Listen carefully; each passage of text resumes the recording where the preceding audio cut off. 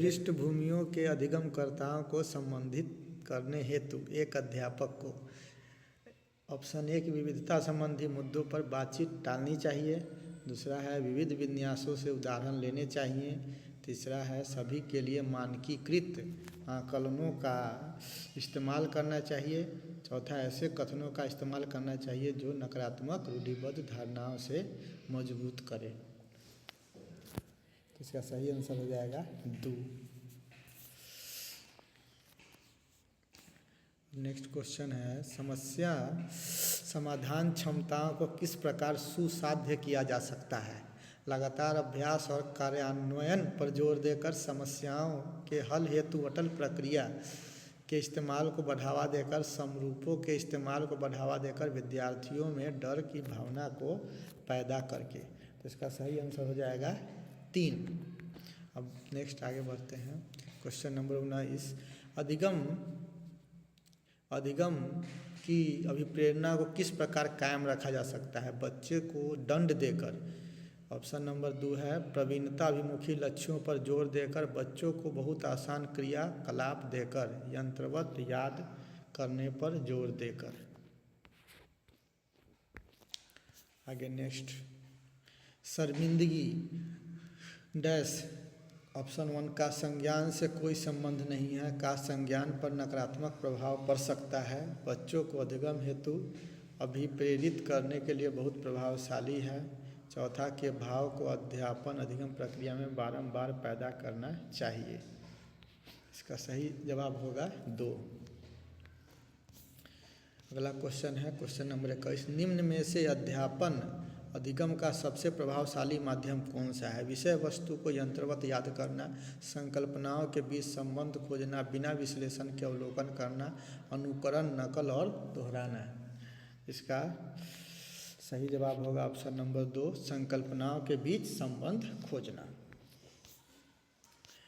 Next question है question number 22 एक अध्यापिका को दिए गए किसी कार्यकलाप में छात्रों की विभिन्न त्रुटियों का विश्लेषण करना चाहिए, क्योंकि इसके आधार पर वह दंड की मात्रा निर्धारित कर सकती है। त्रुटियों की समझ अध्यापन अधिगम प्रक्रिया के लिए अर्थपूर्ण है। इसके आधार पर वह ज़्यादा त्रुटियां करने वाले छात्रों को दूसरे छात्रों से अलग कर सकती है। अधिगम केवल त्रुटियों के शोधन पर निर्भर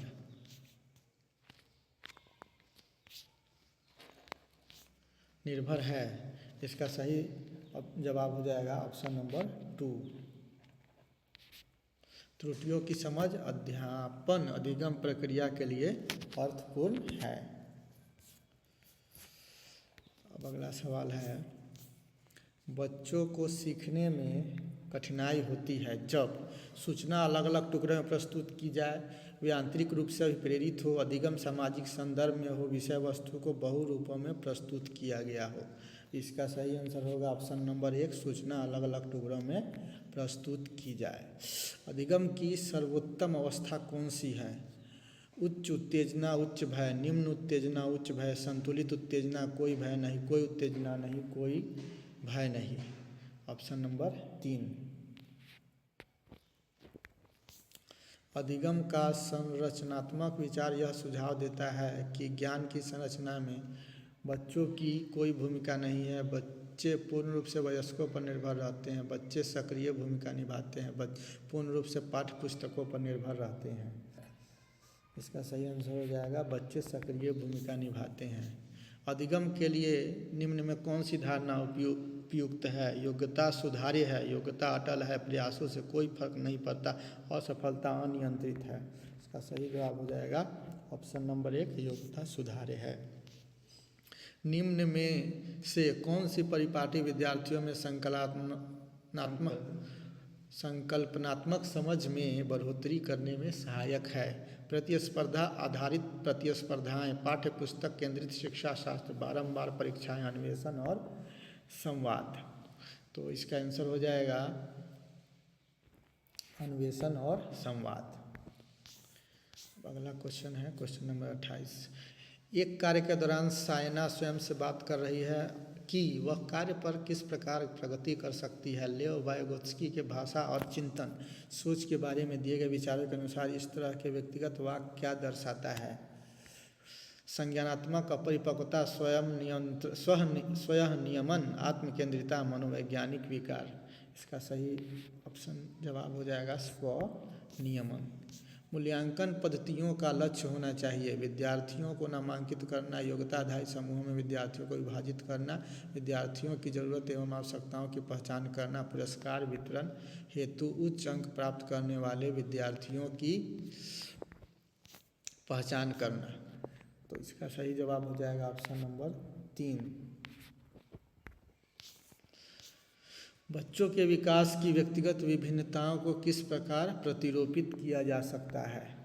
केवल आनुवांशिकता पर, केवल पर्यावरण पर, न आनुवांशिकता पर, न पर्यावरण पर, आनुवांशिकता में पर्यावरण की पारस्परिकता पर। इसका सही आंसर हो जाएगा 4।